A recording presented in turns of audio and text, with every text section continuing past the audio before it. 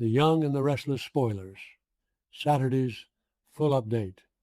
The 13th of June, 2026. Welcome back to the channel, guys. It's another beautiful day, though honestly, we are running on fumes and way too much coffee over here. But the drama in Genoa City never stops, and we have a massive update to get through today. So grab a snack, settle in, and let's just dive right into the absolute mess that is happening on our screens right now.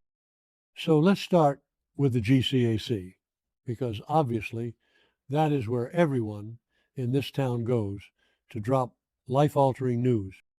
Lily and Billy are having a sit-down, and at first it seems like a totally normal, casual catch-up. Lily is being polite, asking Billy if he's heard from his family who are out in Maryland at some fundraiser with his brother and sister-in-law. Billy says he hasn't heard anything yet, but hopes they are fine. Normal small talk, right? But you guys know Lily. She didn't just call Billy to the athletic club to talk about the weather or a random Maryland fundraiser. She has news, big news, and she wants him to hear it directly from her before the Genoa City rumor mill gets a hold of it. And this is where things just go completely off the rails. Lily looks right at Billy and drops the bomb.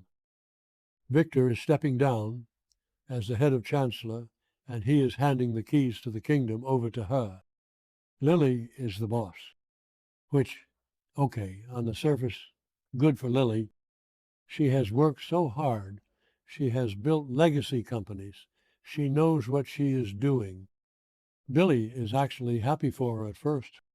He tells her he's thrilled and asks what her big plan is for the company.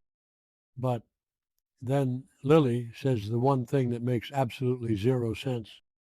She tells Billy he needs to keep an open and positive mind, which is always a red flag, let's be real. And then she says it. She has hired Kane to run things. Kane Ashby, I have to stop here for a second and just rant. What are the writers thinking? Or rather, what is Lily thinking? Did we all just collectively hallucinate what happened a few weeks ago? Let's rewind. Malcolm Winters was literally dying. He needed a bone marrow transplant to survive. And Kane, by some miracle, was the only match. But did Kane just do the right thing and save his former father-in-law out of the goodness of his heart? No. He brought a secret contract to the hospital. He blackmailed Lily. He demanded control at Chancellor Winters in exchange for saving Malcolm's life. He literally held a dying man hostage for corporate power. It was one of the most ruthless, disgusting things we have seen Kane do. And Lily was backed into a corner. She had to make that agonizing choice to save her uncle. And now she is sitting at the GCAC telling Billy that she genuinely believes Kane is the best person for the job. What is going on in her head? Is it Stockholm Syndrome? Is she just so grateful that Malcolm is alive and recovering that she has completely erased Kane's blackmail from her memory? Or maybe she's playing some kind of long game that we just don't see yet. I don't know. But right now, it looks terrible. Billy, naturally, is absolutely shocked. And for once, Billy Abbott is actually the voice of reason. I know. Mark your calendars. Billy tells Lily that she is going to regret this. He points out that Kane has conned practically everyone in this town. You're going to reward him by giving him ultimate power? Billy asks her. And honestly, he is so right. Kane has a history of lying about his identity, faking his death, and now this bone marrow blackmail, but Lily just doubles down. She tells Billy she is sorry he feels that way, but she believes Kane is the right fit. Billy doesn't let it go. He tells her she is letting her emotions cloud her judgment. He reminds her that Kane has hurt her so many times in the past, and now she is just handing him the opportunity to do it all over again. Billy tells her that hiring a guy like that is a terrible decision, and then he just walks away. He literally just walks out, which, okay, maybe that was a bit dramatic, and maybe I'm being a little too harsh on Lily because she has been under so much stress lately. But you get what I mean. Billy is a mess most of the time. We all know Billy makes terrible choices, especially lately with the whole Sally pregnancy disaster and Jill getting in his head. But on this specific issue, Billy is 100% correct. Lily is making a massive mistake, and it is going to blow up in her face. Because Victor Newman is already plotting. We know Victor moved Matt Clark to the ranch specifically to spy on Kane and gather dirt to take him down. So Kane is already walking into a trap, and Lily is just dragging herself down with him. It is going to be a disaster. Speaking of disasters, let's talk about Nick Newman. Because, wow, this storyline is just getting heavier and heavier. Nick is really struggling. After everything that happened in Las Vegas, the kidnapping, the drugs, the horrific crash, Nick is trying to put the pieces of his life back together. And he realizes he can't do it alone. So he goes to Nikki. He tells his mom that he feels like he really needs a meeting today, a support group meeting for his addiction. And you know, say what you will about Nikki Newman, but when it comes to addiction, she gets it. She has battled her own demons with alcohol for decades. She knows exactly how hard it is to take that step. She tells Nick that the meeting will be a safe space, but Nick is scared. He tells her he wants to share his story, to actually speak out loud about what happened, and he asks if she will go with him. Nikki doesn't even hesitate. "What are we waiting for?" she says. It was actually a really sweet, grounding moment between mother and son. So they go to the meeting, and Nick gets up to speak, and guys, it is brutal. He talks about his addiction, how the drugs just completely took over. He talks about how he lost himself entirely. He admits to the group that he overdosed right in front of his dad and his son. Can you imagine the shame, the absolute crushing guilt of knowing that Victor and Noah had to watch him nearly die from an overdose? The fentanyl, the cocaine, the absolute spiral. He tells the room that the drugs stripped away his dignity and his self-respect. But then he gets to the hardest part of the story, the part that is clearly eating him alive inside. He asks the group if they want to know who saved his life, who pulled him back from the brink when he was dying on that floor. It was Matt Clark, the guy I hate more than anything in this world, Nick says. And just let that sink in for a second.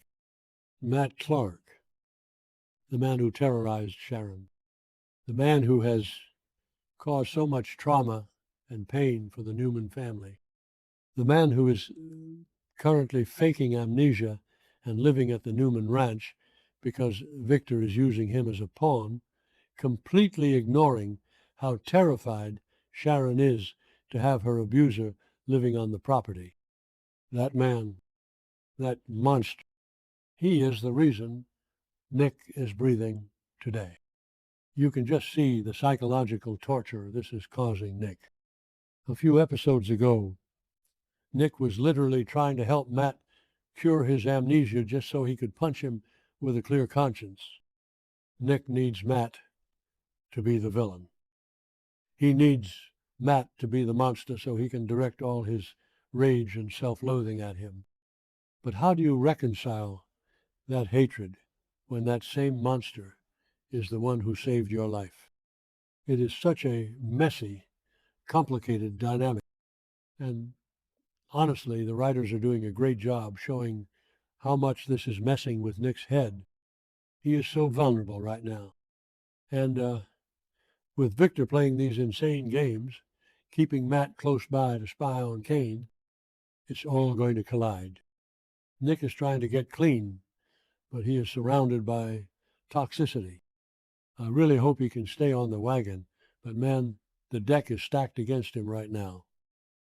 Okay, let's take a breath and shift gears for a minute, because we also got a scene with Dr. Stephanie Simmons and Nate Hastings. And this was interesting, mostly because of what they weren't saying. So Stephanie and Nate run into each other, and Stephanie tells them some good news.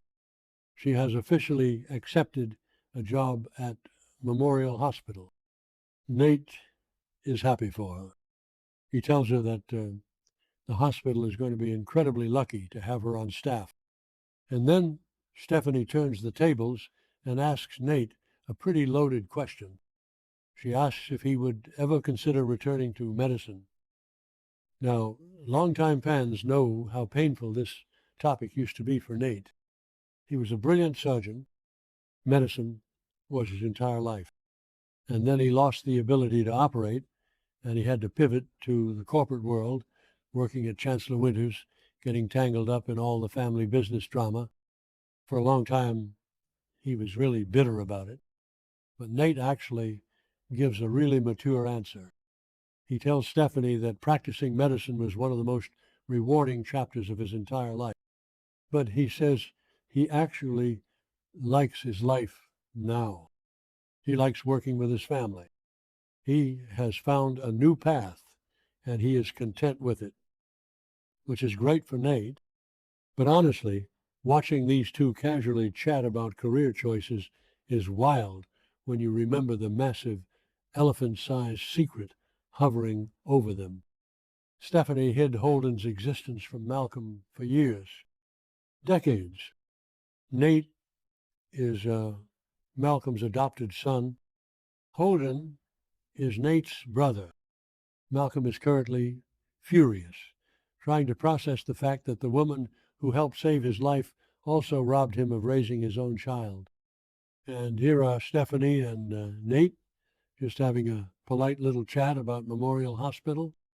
It feels so surreal. I kept waiting for Nate to bring up Holden to ask her how she could do that to Malcolm, but he didn't. They just kept it professional. But you know that tension is there. Nate is stubborn, and he has been struggling to accept Holden into the family. Stephanie is going to have to face the music eventually, not just with Malcolm, but with the rest of the Winters family. You can't just drop a secret sibling into the mix and expect everyone to just smile and talk about hospital jobs forever. The fallout is coming. So yeah, that is where we are at today. Lily is making terrible corporate decisions.